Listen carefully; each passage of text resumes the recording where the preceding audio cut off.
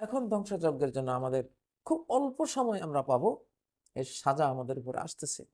সেটাই আজকে আমি বলেছি, লাল মৃত্যু এবং সাদা মৃত্যু। এটি হযরত আলী রাদিয়াল্লাহু তাআলা আনহুর একটি হাদিস।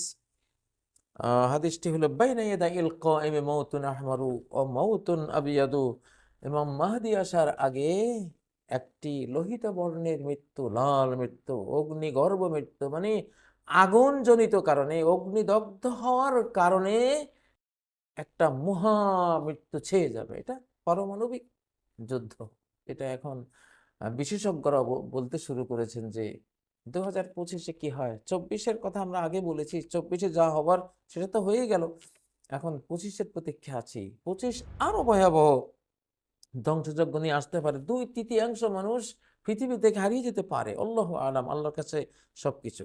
কিন্তু এখানে মাউতুন আহমার ও মাউতুন আবিয়াদ, লাল মৃত্যু অর্থাৎ পারমাণবিক ধ্বংসযজ্ঞ, মহামৃত্যু, অমাউতুন আবিয়াদ, পরমাণু যুদ্ধের পরে যে রেডিয়েশন, যে তেজস্ক্রিয়তার কারণে যে ভয়াবহ অবস্থা তৈরি হবে, রোগ ব্যাধি তৈরি হবে, এবং তার পাশাপাশি জীবাণু যুদ্ধের কারণে যা হবে সেটা হলো সাদা মৃত্যু। ও জারাদুন ফি হিনিহি, পঙ্গপাল, তার যে সময় পঙ্গপাল বের হয় এই সময়ও, বা এই লাল আর সাদা মৃত্যুর সময় পঙ্গপাল বেরিয়ে আসবে। ও জারাদুন ফি গায়রি হিনিহি, এবং অন্য সময়ও পঙ্গপাল, মানে হাজার হাজার কোটি সংখ্যায় বেরিয়ে আসবে। আহমারু কাদ্দামে, এগুলো লাল রক্তের মতো। ফাআম্মাল মাউতুল আহমারু ফাবিস-সাইফ, মৌতে আহমার হবে অস্ত্র, অস্ত্রের দ্বারা, উইপন্স দ্বারা। অর্থাৎ এই যুগের, এখানে তলোয়ারের কথা এসছে, ওই যুগে তো তলোয়ার ছাড়া কিছু বললে মানুষ বুঝতো না। সেই হিসাবে তলোয়ার মানে এখানে অস্ত্র, অস্ত্রের আঘাতে, অর্থাৎ পারমাণবিক অস্ত্রের আঘাতে যারা মারা যাবে তারা হলো লাল মৃত্যুর শিকার হবে। আম্মাল মওতুল আবিয়াদু ফাবিত্তাউন, আর সাদা মৃত্যু এটা হলো মহামারীর দ্বারা, জীবাণু যুদ্ধ সহ বিভিন্ন কারণে যে মহামারীগুলো ছড়িয়ে পড়বে, ভাইরাস ছড়িয়ে পড়বে, সেই কারণে। এই হাদিসটি মুআজামু আহাদিসিল ইমামিল মাহদী, 3য় খণ্ড, পৃষ্ঠা 20, হাদিস নাম্বার 574। এই বর্ণনা শুনলেন। হযরত আলী থেকে আরেকটি বর্ণনা রয়েছে, নাআম কাতলুন ফাযী, এক মানে ভয়ানক হত্যাকাণ্ড ঘটবে পৃথিবীতে। যে সিরিয়ার ফিতনা থামতে থামতে এরপরে কিন্তু ইমাম মাহাদির পালা। তো ইমাম মাহাদি আসার আগে এমন অবস্থা হবে যে পূর্ব আর পশ্চিম শিবির, অর্থাৎ আমেরিকা, ইউরোপ আর আমাদের এই এশিয়ার যে যে যে পূর্ব, আমরা যে পূর্বে আছি পৃথিবীর, এই দুই শক্তির, দুই মহাদেশের বা দুই পরাশক্তির ভয়াবহ লড়াই ছড়িয়ে যাবে। মাউতুন ফাজে, এমন মৃত্যু যেটা দেখলে ভয়ে আঁতকে উঠবে সবাই, এমন মৃত্যু পৃথিবীতে কেউ কখনো দেখেনি। অমাউতুন সারি, খুব দ্রুত মৃত্যু, অকস্মাৎ মৃত্যু। কি দিয়ে এত দ্রুত মৃত্যু হয় শত শত কোটি মানুষের? অবশ্যই পরমাণু, হাইড্রোজেন বোমা, এসব দিয়েই তো। অতউনুন শানি, আর অত্যন্ত ভয়ঙ্কর ধরনের মহামারী আসবে। ওয়ালা ইয়াবকা মিনান নাসি ফি যালিকাল ওয়াক্তি ইল্লা সুলুসুহুম, সেই সময়ে গোটা মানব জাতির অবশিষ্ট থাকবে শুধু 3/1 এখন 8 কোটি 820 কোটি মানুষ আছে পৃথিবীতে, এর 3/1 থাকবে, 3.25 কোটির মতো। আর সব শেষ হয়ে যাবে। আমরা যে কে বাঁচবো আর কে থাকবো, কে মরবো, সেটা আল্লাহ জানি। এখনকার যুদ্ধ তো যুদ্ধ না, এখনকার যুদ্ধ হলো মালহামা। মালহামা মানে শুধু মৃত্যুর মিছিল। এখন আর দেশ জয় করার যুদ্ধ না, এটা হলো শেষ করে দেওয়ার যুদ্ধ, আমাদের পাপের ফসল। হ্যাঁ, সিরিয়ার যে বাশার আসাদ পালিয়েছেন মোটামুটি, এরপরে আহ এখানে আছে হাদিসগুলো, আমি বলবো আপনাদেরকে। অয়ুনাদি মুনাদিম মিনাস সামা, এক পর্যায়ে আকাশ থেকে একজন আওয়াজদাতা আওয়াজ দেবেন, বিসমি রাজুলিন মিন ওয়ালাদি, আমার এক সন্তানের নামে, অর্থাৎ ইমাম মাহদির নামে। ওয়াতাকসুরুল আয়াতু হাত্তা ইয়াতামান্না লাহিয়াউল মাউত, এমন সব একের পর এক নিদর্শন আসতে থাকবে, জীবিতরা মৃত্যু আকাঙ্ক্ষা করবে। মিম্মা ইয়ারাউনা মিনাল আহওয়াল, ভয়ঙ্কর সব বিপর্যয় দেখে দেখে তারা মৃত্যু কামনা করবে। ফামান হালাকাস তারাহা, যে মরে যাবে সে বেঁচে গেল। ওমাই ইয়াকুন লাহু ইনদাল্লাহি খায়রুন নাজা, আর আল্লাহর কাছে যার কোনো কল্যাণ আছে, খাইর আছে, ভালো আছে, সে মুক্তি পাবে। সুম্মা ইয়াজহারু রাজুলুন মিন ওয়ালাদি, তারপর ওই যে অবশিষ্ট 1/3 মানুষ, সেখানে প্রকাশ পাবেন আমার এক সন্তান। নবীজি বলছেন আমার এক সন্তান অর্থাৎ ইমাম মাহদী, ইয়ামলাউল আরদা কিসতান ওয়া আদলান, পৃথিবীকে ন্যায় পরায়ণতা, ইনসাফ দিয়ে পরিপূর্ণ করে দিবেন। কামা মুলিআত যুলমান ওয়া জাওরা, যেমন সেটা জুলুম আর অত্যাচারে ভরপুর ছিল। তো এই ধরনের পরিস্থিতি যেটা আসতেছে আমাদের সামনে, বাংলাদেশেও আসবে, কারণ এখানে ভারত পাকিস্তান পারমাণবিক দুটি শক্তি, এখানে অন্তত 100 পরমাণু বোমা ব্যবহার হয়ে যেতে পারে, আল্লাহু আলাম, হয়ে যেতে পারে। পৃথিবী এই অঞ্চল থেকে, ভারত উপমহাদেশ থেকে কবরে চলে, কবর কি, এটা তো পরমাণু বিস্ফোরণে ধূলিবালি হয়ে আকাশে উড়ে উড়ে যাবে, কোনো নাম নিশানাও থাকবে না।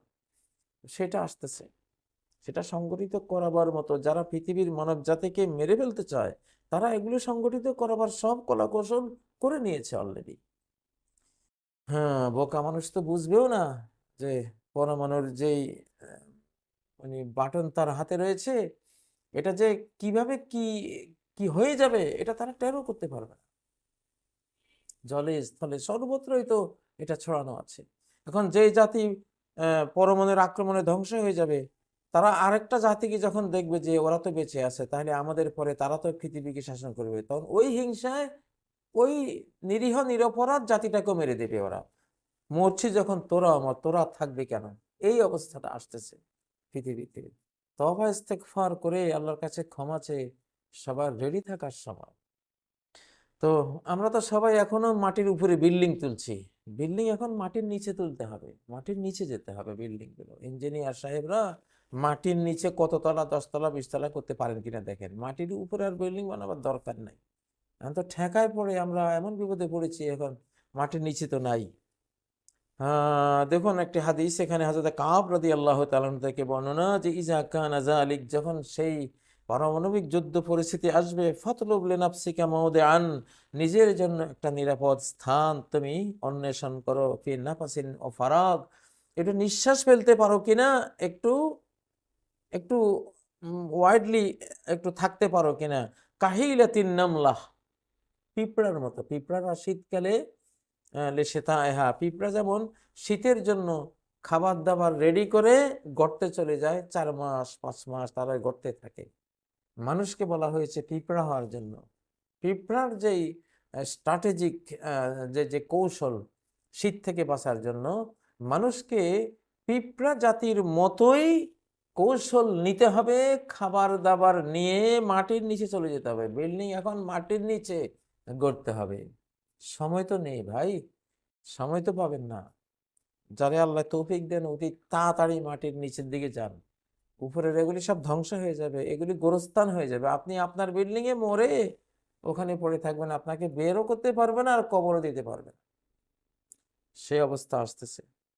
কাহিলাতিন নামলাতি লিশিতাইহা ওয়ালিয়াকুন যালিকা ফীমা ইয়াজমুল ওয়ালা ইয়াস্তাহিরু বিহ। আর সে যে, দেখুন নবীজি কি বলছেন এখানে, সুবহানাল্লাহ, যে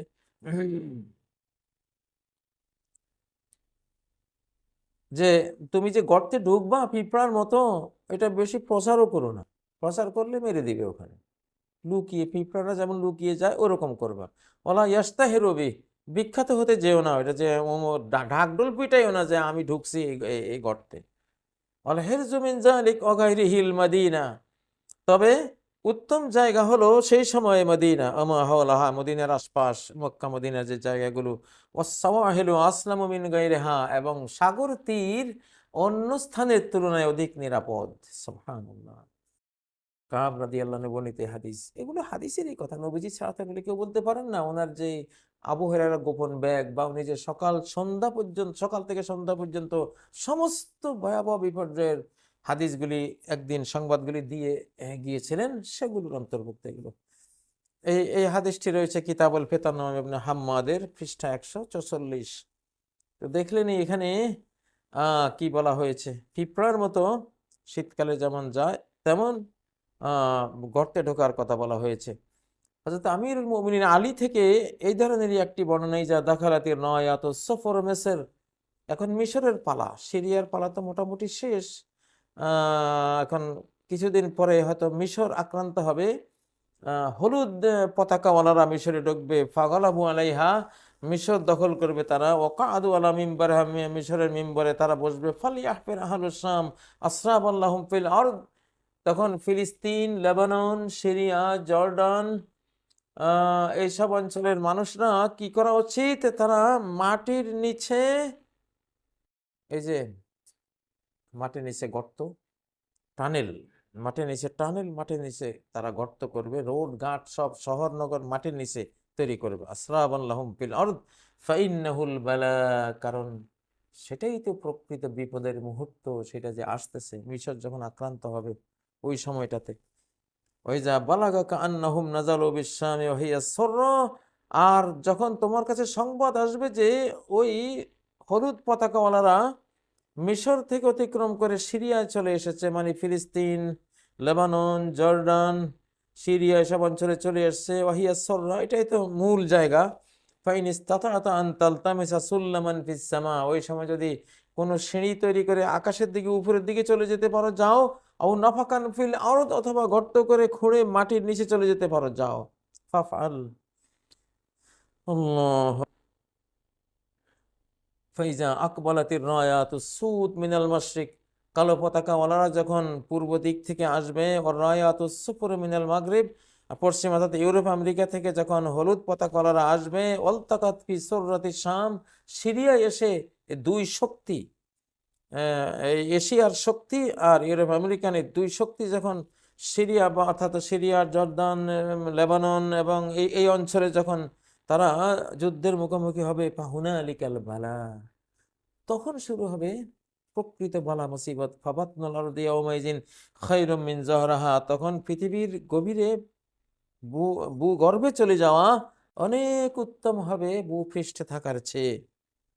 প্রিয় বন্ধুরা, তো এই যে অবস্থাটা এখানে, আরো আরো একটি হাদিসে রয়েছে, লা ইয়াখলুসু মিনহা ইল্লা মান ইস্তাযাল্লা বিযিল্লি আফনানিন ফীমা বাইনা ওয়া বাইনাল বাহর, সাগর তীরে গিয়ে যদি গাছগাছালি পাও তাহলে গাছের ছায়ায় সাগর পাড়ে গিয়ে আশ্রয় নাও। হয়তো গাছের গাছের কারণে অক্সিজেন থাকবে, একটু শীতলতা থাকবে। তখনকার যে ভয়াবহ পারমাণবিক যুদ্ধের পরিস্থিতিতে কি যে হবে আল্লাহ জানে। তো হাদিসগুলিতে তো এই ধরনের পরামর্শ আসছে, সাগর তীরে যাওয়ার এবং গাছের ডাল পেঁচিয়ে থাকার। ফল আসলামু লিন-নাসি মিন তিলকাল ফিতনা মাউতে উত্তিলালি ওয়াস-সাইফ ওয়াল আনজা আস-সাহির ওয়াল হিজাজ, ওই ভয়াবহ বিপর্যয় থেকে বাঁচার জন্য আরেকটি আশ্রয়স্থল হলো পাহাড় চূড়া। পাহাড় চূড়াতে গেলেও অনেকটা নিরাপত্তা মিলবে, তবে সবচেয়ে বেশি নিরাপত্তা মিলবে আস-সাহিল ওয়াল হিজাজ, সাগর তীর এবং মক্কা মদিনায়। এটি রয়েছে নুআইম ইবনে হাম্মাদের কিতাবুল ফিতান ৪র্থ খণ্ডের মধ্যে। তো আরেকটি হাদিস রয়েছে এখানে, লা ইয়াখরুজুল মাহদি হাত্তা ইউকতালা সুলুস ওয়া ইয়ামুতা সুলুস ওয়া ইয়াবকা সুলুস, ইমাম মাহদি বের হবেন না যাবত 1/3 মানব জাতি খুন হয়ে যাবে, অর্থাৎ পরমাণু যুদ্ধে। ওয়া ইয়ামুতা সুলুস, আর 1/3 মানব জাতি মরে যাবে জীবাণু যুদ্ধ বা রেডিয়েশন, তেজস্ক্রিয়তা ইত্যাদিতে। ওয়া ইয়াবকা সুলুস, 1/3 শুধু বেঁচে থাকবে। এটি মুআজাম আহাদিসের ইমামিল মাহদি 3য় খণ্ড 21 পৃষ্ঠায় রয়েছে, হাদিস নম্বর 440, হাদিস নম্বর 955, 575। তো এগুলো সত্য সংবাদ, আকাশ থেকে এসছে। তো যাই হোক, এগুলোর ভিতর দিয়ে মুসলিম উম্মার বিশাল অংশ বেঁচে যাবে এবং 2/3 মানব জাতি হেরে যাওয়ার পর তখন আর কোনো পারমাণবিক অস্ত্র থাকবে না, এত সব টেকনোলজিও থাকবে না, আধুনিক মারণাস্ত্র থাকবে না। তখন এগুলি ফেলে দিয়ে যারা বেঁচে থাকবে তারা অতীতের মতো তীর, তরবারি, বল্লম, ঘোড়া, গাধা, খচ্চর এবং লোহার বর্ম এইসব দিয়ে তারা যুদ্ধ করবে। তখন ওই স্বল্প সংখ্যক মানব জাতি যারা থাকবে তাদের মধ্যে পরমাণু যুদ্ধ শেষে যারা বেঁচে যাবে তারা বিশ্বকে নিয়ন্ত্রণ করবে, এবং তারা, আমরা জানি যে মূলত তারা মুসলিম উম্মা, মুসলিম জাতি হবে। ইমানের বারাকায়, কোরআনের বরকতে, আল্লাহর হেফাজতে তারা পারমাণবিক যুদ্ধেও অনেক বেঁচে যাবে।